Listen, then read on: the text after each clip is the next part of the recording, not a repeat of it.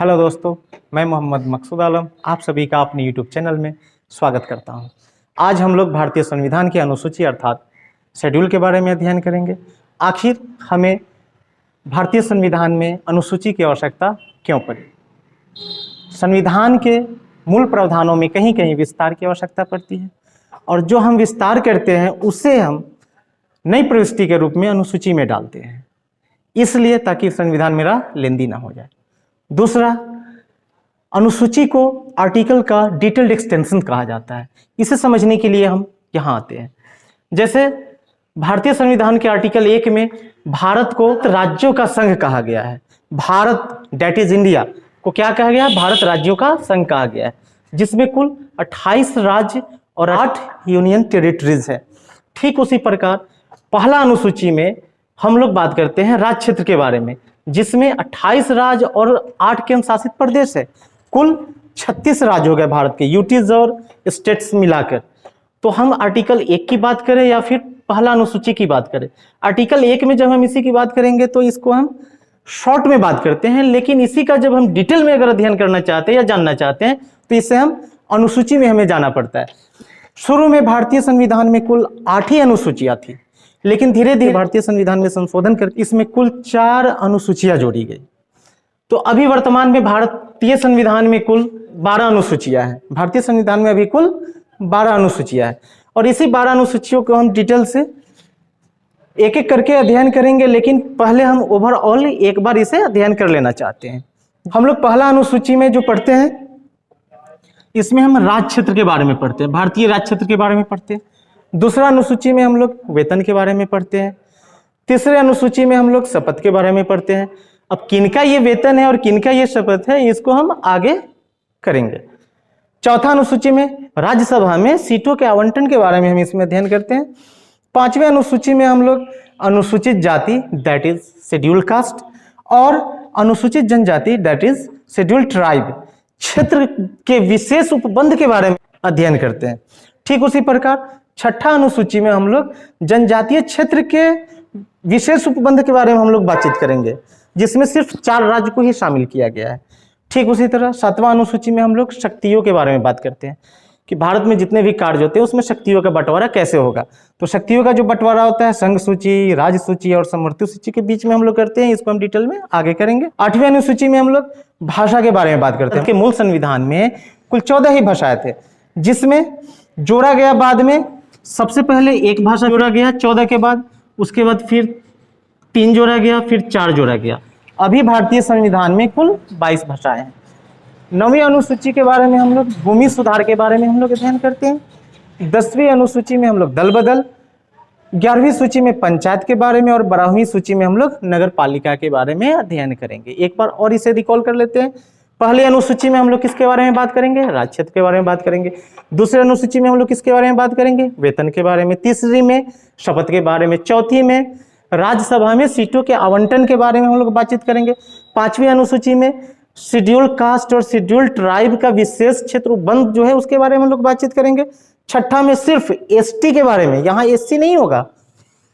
छठा में एससी के बारे में हम लोग बात नहीं करेंगे, सिर्फ एसटी के बारे में ही बात करेंगे। उसके बाद 7वां में शक्तियों का बंटवारा, जिसमें संघ सूची, राज्य सूची और समवर्ती सूची के बारे में बात करेंगे। 8वां भाषा, 9वां भूमि सुधार, 10वां दल बदल, 11वां पंचायत और 12वां नगर पालिका के बारे में हम लोग बात करेंगे। और इसे आसानी से समझने के लिए हम लोग थोड़ा ट्रिक का भी मदद लेंगे।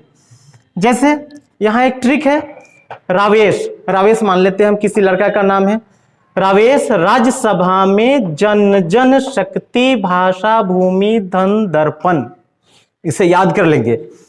रावेश राज्यसभा में जन जन शक्ति भाषा भूमि दर्पण। रावेश राज्यसभा में जन जन शक्ति भाषा भूमि दर्पण। जैसे र से रा को एक जगह ले लिए, वे को एक जगह, स को एक जगह, अलग अलग ले लिए। रा से क्या हो जाएगा? यहां हमने 1 लिख दिया, इसका मतलब हुआ यह अनुसूची 1 हुआ। इसे हमने ले लिया अनुसूची 2, इसे ले लिया हमने अनुसूची 3। इसी तरह ये अनुसूची 4 हो गया। मे को हमने कुछ नहीं माना है। पहले जन को हमने अनुसूची 5, दूसरे जन को हमने अनुसूची 6 माना है, शक्ति जो हो गया समवर्ती सूची, संघ सूची और राज सूची, उसके बारे में हो गया, तो इसे हमने 7 लिया। भाषा हमने 8 लिया, भूमि धन 9, द को 10, द से 10 और द से दर्पण, दर्पण ले लिए। यहाँ प से जो हुआ 11 मान लिए और 9 को हमने 12 मान लिया। तो यह एक सीक्वेंस में है, आप इस सीक्वेंस को अगर याद कर लेंगे तो फिर आप अनुसूची नहीं भूल पाएंगे। रावेश राज्यसभा में जन जन शक्ति, भाषा, भूमि धन, दर्पण, इसको याद कर लेंगे। अब आते हैं पहला अनुसूची में क्या है, रा। पहला अनुसूची में हमने क्या बात किया है, राज्य क्षेत्र के बारे में। तो राज्य क्षेत्र के बारे में क्या बात होगा, इसमें नाम होगा, राज्य का क्या नाम है, राज्य की क्या सीमाएं हैं, राज्य की सीमाएं, राज्य का नाम, इसके बारे में हम लोग कहां बात करेंगे, पहला अनुसूची में बात करेंगे। तो भारत में कुल कितने राज्य हैं, 28 राज्य हैं, और कुल कितनी यूटीज है, अर्थात केंद्र शासित प्रदेश है, तो कुल 8 केंद्र शासित प्रदेश है। तो कितने हो गए, 8 राज्य केंद्र शासित प्रदेश हो गए और 28 राज्य हो गए, कुल भारत में 36 हो गए। तो ये पहला अनुसूची में बस राज्य क्षेत्र के बारे में हमें बात करना है। दूसरी अनुसूची के बारे में जो हम बात करेंगे, दूसरी अनुसूची में हम लोगों ने यहां जैसे ट्रिक लिया था, रावेश, तो र के लिए पहला राज्य क्षेत्र जो हमने देख लिया, दूसरा हो गया वेतन, क्या हो गया, वेतन। अब इसमें आएंगे दोस्तों कि इनका वेतन, क्या एक सरकारी कर्मी का वेतन, जो टीचर हो, प्रोफेसर हो या पुलिसकर्मी हो, उनका नहीं। ये जो उच्च पदाधिकारी होते हैं, जो हमारे भारतीय संविधान में उच्च पदाधिकारी होते हैं, उनके वेतन का वर्णन होता है इसमें। जैसे राष्ट्रपति हो गए, राज्यसभा के सभापति दैट इज उपराष्ट्रपति, उपसभापति हो गए, लोकसभा के अध्यक्ष हो गए, उपाध्यक्ष हो गए, राज्य विधानसभा के अध्यक्ष उपाध्यक्ष हो गए, राज्य विधान परिषद के सभापति उपसभापति हो गए, कैग हो गए, हाई कोर्ट के जज हो गए, सुप्रीम कोर्ट के जज हो गए, उनके वेतन के बारे में हम लोग यहाँ अध्ययन करते हैं। ठीक उसी प्रकार जब हम आते हैं तो अगले अनुसूची में जब हम आते हैं, यहाँ तीसरा अनुसूची में जब हम आएंगे तो तीसरी अनुसूची में हम लोग शपथ ग्रहण के बारे में बातचीत करते हैं। तीसरी अनुसूची में हम लोग शपथ ग्रहण के बारे में बातचीत करेंगे। तो जैसे यहाँ श हुआ, श से क्या हो गया, शपथ, र से क्या हो गया, राज्य क्षेत्र, ये पहला अनुसूची हो गया, व से क्या हो गया, वेतन, ये दूसरा अनुसूची हो गया, स से क्या हो गया, शपथ, ये क्या हो गया, तीसरा अनुसूची। क्या अब हम शपथ ग्रहण के बारे में, किन के बारे में हम यहाँ अध्ययन करेंगे, तो यहाँ राष्ट्रपति के शपथ ग्रहण के बारे में हम लोग अध्ययन नहीं करते हैं, क्योंकि राष्ट्रपति के बारे में हमें संविधान में अलग पढ़ना है, वहां हम लोग अध्ययन करते हैं, उनके लिए अनुच्छेद आता है। अनुसूची में हम लोग यहाँ किनके बारे में हम शपथ के ग्रहण के बारे में अध्ययन करेंगे, हाई कोर्ट के जजेज हो जाएंगे, सुप्रीम कोर्ट के जजेज हो जाएंगे, केंद्रीय मंत्री हो जाएंगे, राज्य के मंत्री हो जाएंगे, संसद के निर्वाचित सदस्य हो जाएंगे, विधानसभा के निर्वाचित सदस्य हो जाएंगे।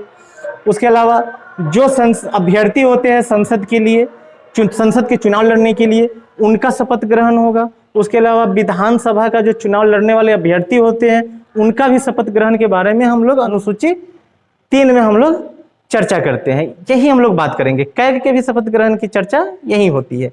उसके बाद आते हैं हम लोग राज्यसभा, रावेश राज्यसभा, राज्यसभा को हम लोग 4 ले लिए, तो ये कौन सा हो जाएगा अनुसूची, 4 अनुसूची। राज्यसभा की चर्चा किस में है, अनुसूची 4 में। तो यहां हम लोग अनुसूची 4 की बात करेंगे।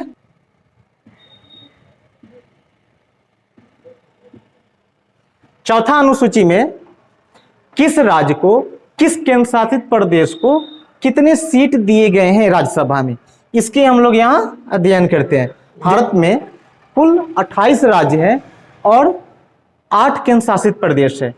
तो 28 राज्य है, यहाँ तो राज्यसभा के लिए चुनाव होते हैं, लेकिन क्या सभी केंद्र शासित प्रदेश में राज्यसभा के लिए चुनाव होते हैं, नहीं, सिर्फ 2 केंद्र शासित प्रदेश हैं जहां राज्यसभा के लिए चुनाव होते हैं, जिसमें एक दिल्ली हो जाता है और दूसरा पुदुचेरी हो जाता है। एक होता है, एक है दिल्ली और दूसरा है पुदुचेरी, जिसे कभी पंडिचेरी भी कहा जाता था। तो यहाँ राज्यसभा में सीटों का आवंटन किस राज्य को कितना मिलेगा, किस केंद्र शासित प्रदेश को कितना मिलेगा, इसका जो हम अध्ययन करते हैं ये हम कहाँ करते हैं, चौथी अनुसूची में करते हैं। ठीक इसी प्रकार जब हम आगे बढ़ेंगे पांचवी अनुसूची में, तो पांचवी अनुसूची का यहाँ लेते हैं जन, यहां लेंगे क्या, जन, यहां भी क्या लेंगे, जन। ये पांचवी अनुसूची हो गया, ये छठी अनुसूची हो गया। यहां ध्यान देने योग्य बात है, यहां भी जन है, यहां भी जन है। इसका ये ट्रिक है, ये ट्रिक को हम डिटेल से लेकर चल रहे हैं, इसको आइए यहां हम फिर बताते हैं। जैसे पांचवी अनुसूची जो हुआ, इसमें हम लोग अनुसूचित जाति और अनुसूचित जनजातीय क्षेत्र के बारे में बातचीत करेंगे। अनुसूचित जाति और अनुसूचित जनजाति क्षेत्र के बारे में हम बातचीत करेंगे। तो ये कहाँ के लिए, पांचवा अनुसूची जो है इसमें हम अनुसूचित जाति और अनुसूचित जनजाति क्षेत्र अर्थात शेड्यूल कास्ट और शेड्यूल ट्राइब के बारे में हम लोग बातचीत करेंगे। शेड्यूल कास्ट किसे कहते हैं, वैसे लोग जो हमारे ही आसपास शहर में या गांव में कहीं भी हमारे ही साथ रहे, हमारी संस्कृति उनकी संस्कृति, हमारा पहनावा, हर चीज लगभग उनका सेम ही रहा है, वो हमारे ही साथ मिलते जुलते रहे, उन्हें हम कहते हैं अनुसूचित जाति।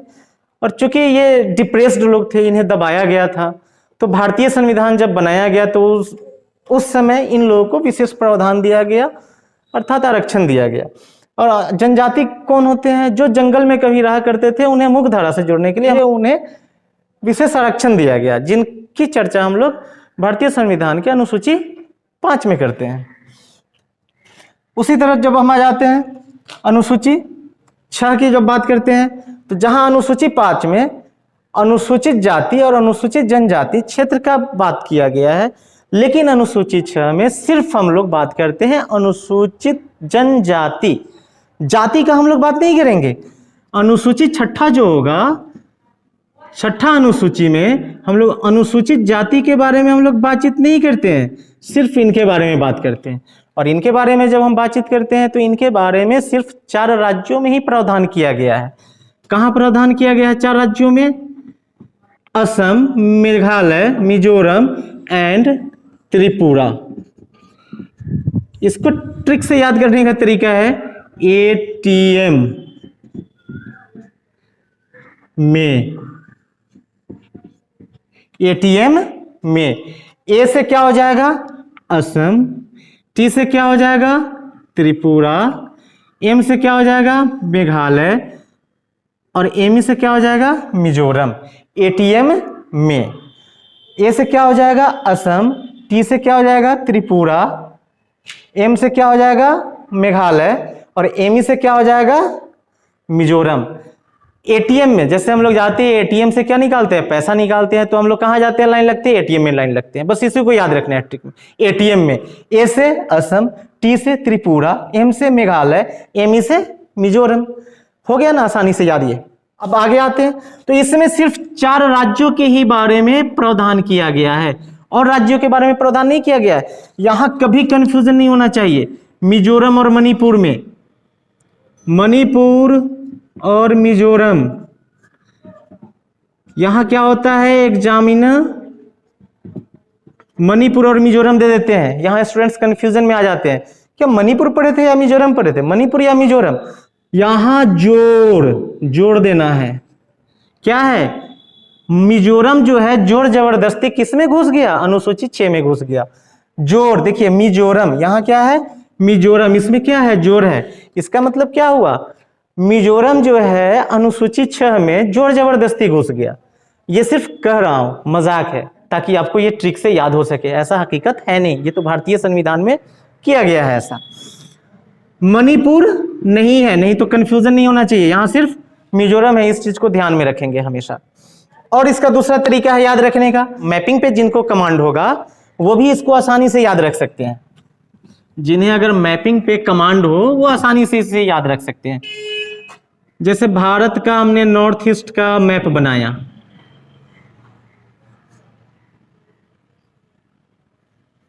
ये क्या हो गया असम हो गया, ये क्या हो गया मेघालय हो गया, ये क्या हो गया? मिजोरम। ये क्या हो गया? त्रिपुरा। तो दोस्तों, असम, मेघालय, त्रिपुरा और मिजोरम, ये 4 स्टेट है जिनकी बाउंड्री बांग्लादेश से साझा होती है। भारत देश के ये 4 राज्य ऐसे हैं, पूर्वोत्तर राज्य, जिनकी सीमा बांग्लादेश से साझा होती है। इस तरीका से भी हम लोग इसे याद रख सकते हैं। असम की सीमा किससे साझा होती है? बांग्लादेश से। मेघालय की सीमा किससे साझा होती है? बांग्लादेश से। त्रिपुरा की सीमा किससे साझा होती है? बांग्लादेश से। मिजोरम की सीमा किससे साझा होती है? बांग्लादेश से। तो वैसे पूर्वोत्तर राज्य जिनकी सीमा बांग्लादेश से साझा होती है, उनका भी प्रावधान भारतीय संविधान के अनुच्छेद 6 में शेड्यूल्ड ट्राइब के लिए किया गया है। और दूसरा तरीका है एटीएम में याद करने का। आपको जो बेहतर लगे आप उस तरीका पे इसे याद रख सकते हैं। हम लोगों ने 6ठी अनुसूची तक अध्ययन कर लिया है। जो भी अनुसूचियां बचे हुए उसे हम अगले वीडियोज में देखेंगे। और यहाँ हमने जो पढ़ा है उसे एक क्विक रिवीजन कर लेते हैं। प्रवेश राज्यसभा में जन जन, आज यहीं तक करेंगे, ट्रिक में भी, और जो भी है आगे कल करेंगे। तो र को हमने क्या माना? एक माना, अर्थात पहली अनुसूची। तो र से राज्य क्षेत्र, इसमें हम लोग राज्य क्षेत्र की बात करते हैं। भारत में कुल 28 राज्य और 8 केंद्र शासित प्रदेश है, कुल 36 राज्य हो जाएंगे। उसी तरह व से हम लोगों ने दूसरी अनुसूची में माना, तो व से वेतन हो जाएगा, वेतन और भत्ते। श से हमने क्या देखा था? शपथ ग्रहण, जो भी संवैधानिक उच्च पदाधिकारी है उनका शपथ ग्रहण देखते हैं। उसी तरह राज्यसभा हो गया। राज्यसभा में क्या है? रावेश जो है राज्यसभा में क्या करता है? जन का प्रतिनिधित्व करता है, जन जन का प्रतिनिधित्व करता है। तो 4 को हमने क्या माना? राज्यसभा, अर्थात चौथी अनुसूची में राज्यसभा हो गया। उसी तरह 5वीं अनुसूची में जन, शेड्यूल कास्ट और शेड्यूल ट्राइब के लिए विशेष क्षेत्र उपबंध है, उसी का कंट्रोल और एडमिनिस्ट्रेशन की बात करते हैं। और यहाँ जो बातचीत होती है पूरे भारत क्षेत्र के बारे में बातचीत होती है। ठीक वहीं 6ठा अनुसूची जो है, इसमें हम सिर्फ 4 राज्यों के बारे में बातचीत करते हैं, असम, मेघालय, त्रिपुरा और मिजोरम। मणिपुर नहीं, मिजोरम को हम लोग यहाँ लेते हैं। आज आप लोग को ये बेहतर समझ में आया होगा, इसे आप लोग रिवाइज करें।